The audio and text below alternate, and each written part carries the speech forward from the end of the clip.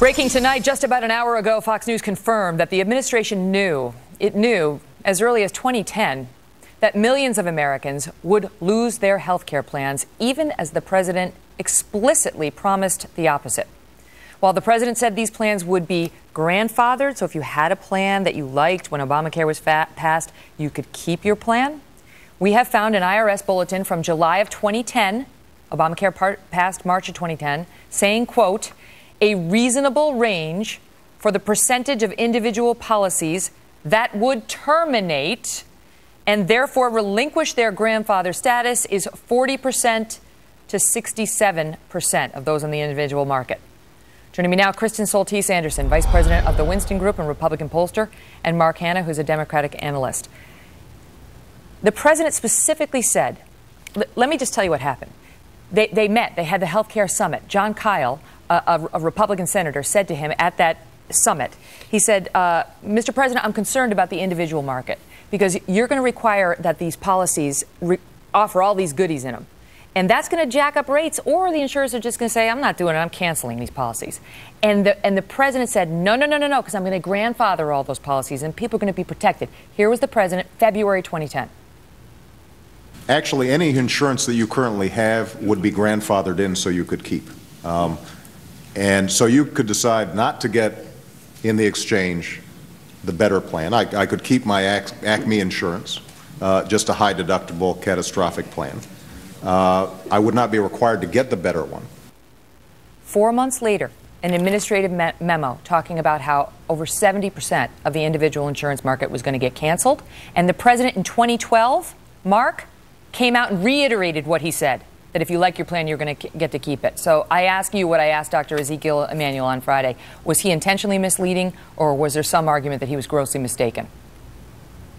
He was doing neither. What he said was absolutely correct. If you had a plan before 2010 that hasn't changed, that your premium hasn't increased, that the terms of those plans haven't changed, you can absolutely keep it. Let's also put these numbers in perspective, Megan, because you're throwing around 60%, 75% of the individual insurance market.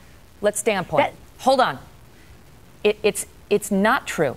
Over almost 1 million people have been canceled so far, Mark, and the estimates are that over 10, perhaps as many as 14 million could be canceled soon. What's key about what Mark just said is let Mark respond to that, and then I'm going to give you the floor, Kristen. Go ahead, Mark. Right, because these plans that don't offer the basic protections that the president has been saying all along are required in any insurance plan, unless it is grandfathered beforehand.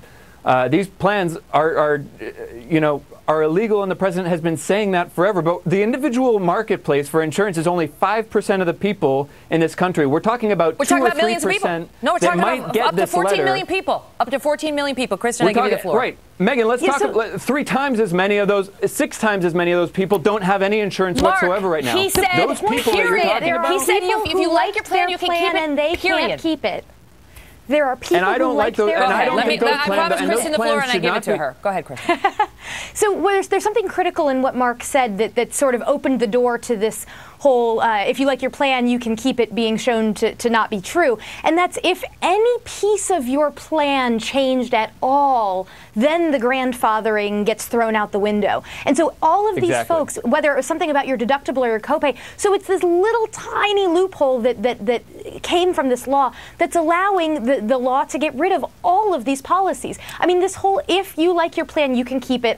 This takes kind of a shot at a Republican president, but is sort of the read my lips, no new taxes of this president. This isn't just a line that he said in a speech one time and that, may have been an exaggeration. This was a core piece of the administration's argument for why people should support this law. Don't be afraid. If you like your plan, you can keep it. And the very same people who tend to use this, who tend to use this individual insurance, they're entrepreneurs. They're people who need to insure themselves, and now they don't have these plans available to them. But here's the thing, Mark.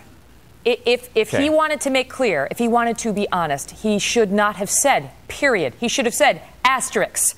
I want the 14 million Americans who are out there who I believe are going to lose their individual insurance plans to understand that that's a risk. And then they can call their representative and tell them to vote for Obamacare or not based on the full disclosure of the information. Right, and let's wonder why these plans are illegal in the first place. No, it's not because of any individual choice. I know you can bridge a way to a happy place for you. Okay, I get that, and that's a skill. This is all a happy place. Obamacare is the law of the land. I'm a happy man right now. Speak to my point. You're better than this. 40 million people that were uninsured, not uninsured anymore. Speak to my point. That's fine. Okay, that's fine. So speak to my point. Yeah. Let's have a substantive discussion. Why did he say period? Why didn't he say asterisk? For emphasis, probably. Look, the guest that was on before said exactly that. That anytime there's an incremental change in your plan, and you know insurance companies change their plans all the time, and they send you a letter, and it's all in the fine print. Nobody really reads it, and that was part of the law. HHS, Health and Human Services, under Kathleen Sebelius, made that public. Reporters, including yourself, had access to that information all along. Maybe it was underreported. I don't know.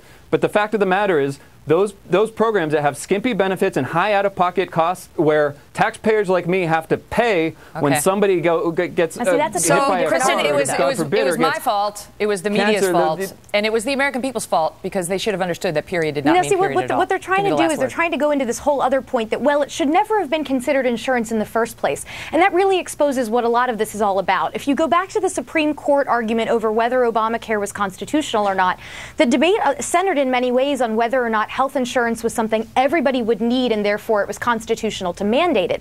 And the question was, is health insurance the same as health care? Conservatives say it's not. Health insurance is something that should protect you against risk. It should not be the mechanism of payment for every health care service in your life. The thing is, you were grandfathered, as the panel pointed out, unless they changed any part of your policy. And then guess what happened? The Department of Health and Human Services then wrote regulations that so narrowed what the insurance companies could do that virtually all of the policies had to be changed.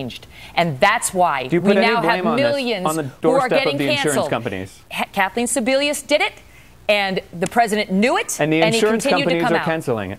And the president knew it, Mark. Either he knew or he negligently didn't know. If he didn't foresee this, then that's the question. I got to go because we have Rand Paul coming up, but good debate, you guys. Okay, good to see you, Megan. Okay. Taking your thoughts on Twitter.